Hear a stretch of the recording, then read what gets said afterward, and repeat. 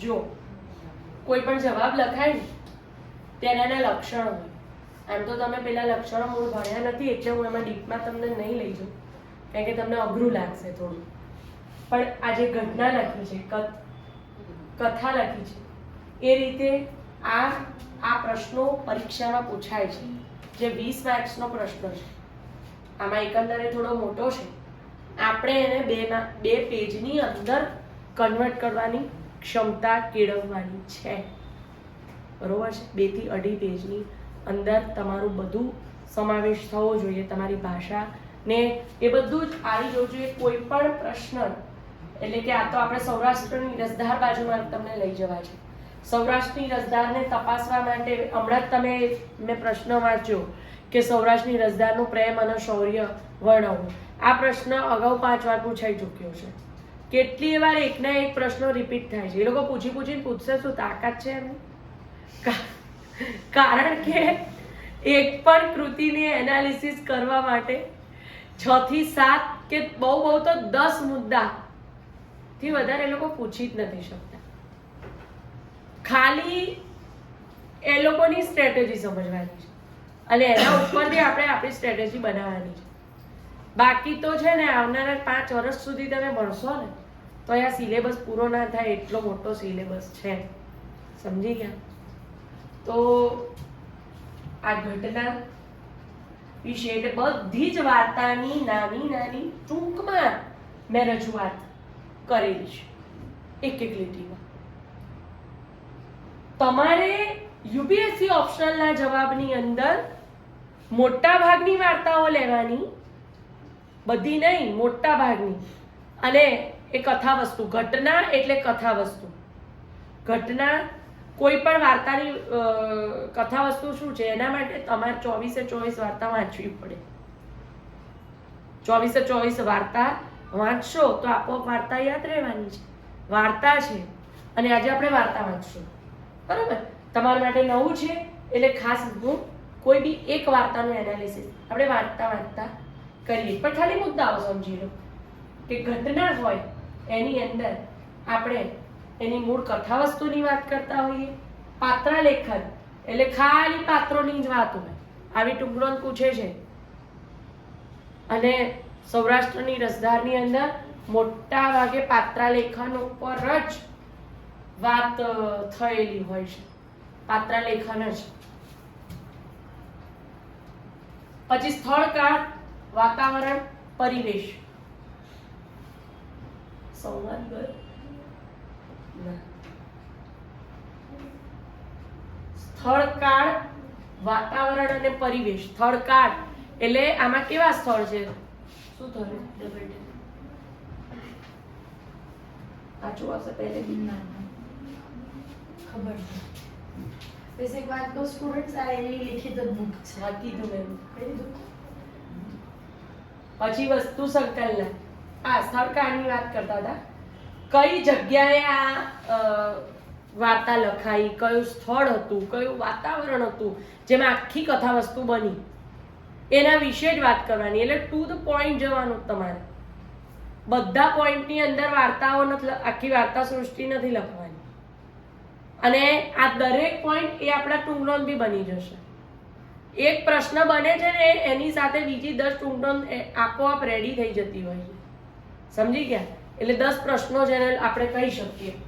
પછી વસ્તુ સંકલન છે ને, આ ટૂંકનોંધ બને છે આખી. પ્રશ્નના જવાબનો અંત તો થતો જ હોય. હવે વસ્તુ સંકલન, તો વસ્તુ સંકલનની અંદર આખી કથા વસ્તુની ગોઠવણી આવે. ક્યાં કેવી રીતે વાર્તા ચાલે છે તે. પછી સંવાદ, ડાયલોગ ઉપર તો આપણે ફિદા થઈ જતા હોઈએ છીએ જ્યારે કોઈ મૂવી જોવા જઈએ તો. બરોબર? દાખલા તરીકે હું આ એક પાત્રનો સંવાદ કહું કે રવાભાઈના રંગ છે. રવાભાઈ નામનો એક વાર્તા છે પહેલી. એમાં એ રવાભાઈ નામનો એ રાજપૂત પોતે ગામડેથી આવતો હોય છે પોતાના ઘર માટે કોઈ વસ્તુ લઈને. તો એમાં રસ્તામાં એના ગામના અમુક મિત્રો એને મળી જાય છે. તો એ લોકો કોઈ કિંમતી માલ લઈને આવતા હોય છે. તો રવાભાઈ પૂછે છે કે તમારી જોડે વાણિયાઓ મતલબ તો કે ચલો કે આપણે બધા ભેગા જઈએ, રાતનો સમય છે અને એ વખતે બારવટિયાઓ લૂંટારાઓ બહુ આવતા.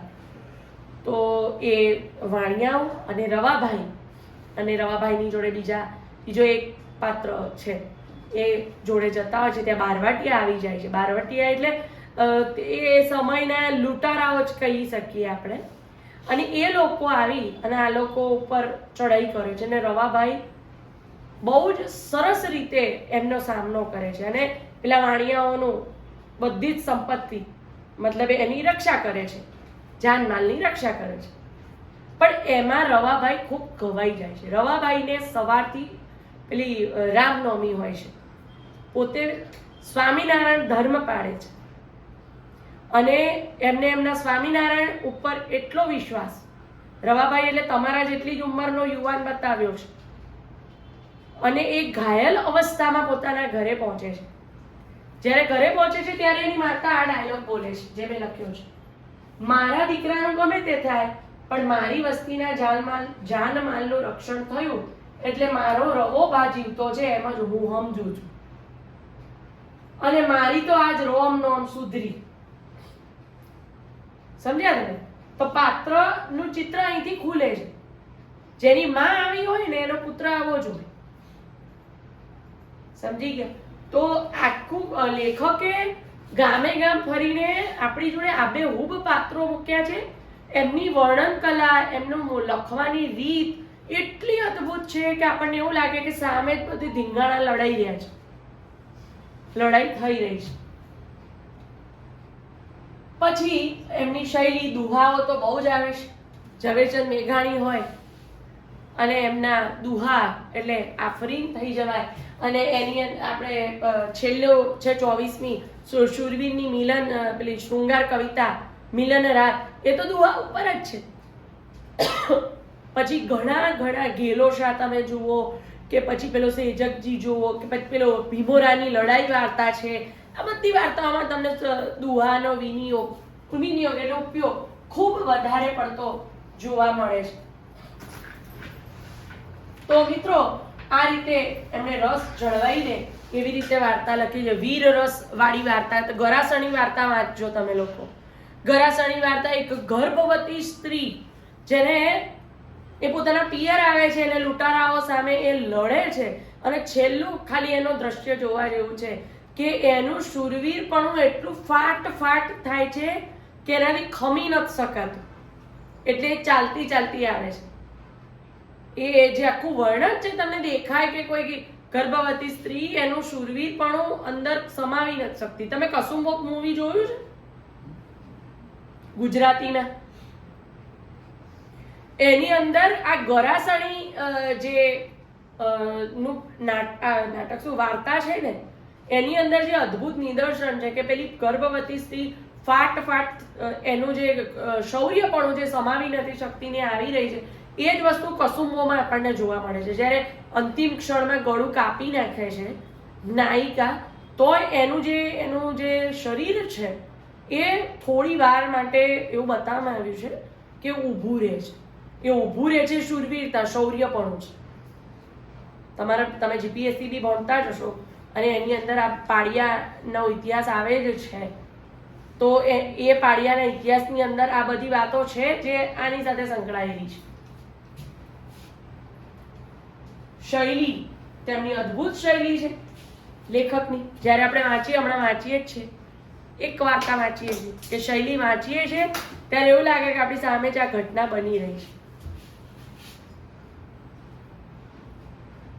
એવી અદ્ભુત શૈલી સાથે એમણે આપણી સામે સમગ્ર કૃતિ મૂકી આપી છે.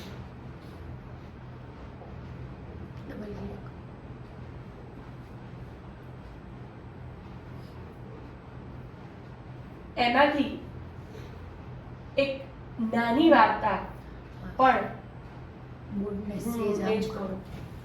સેજ બસ.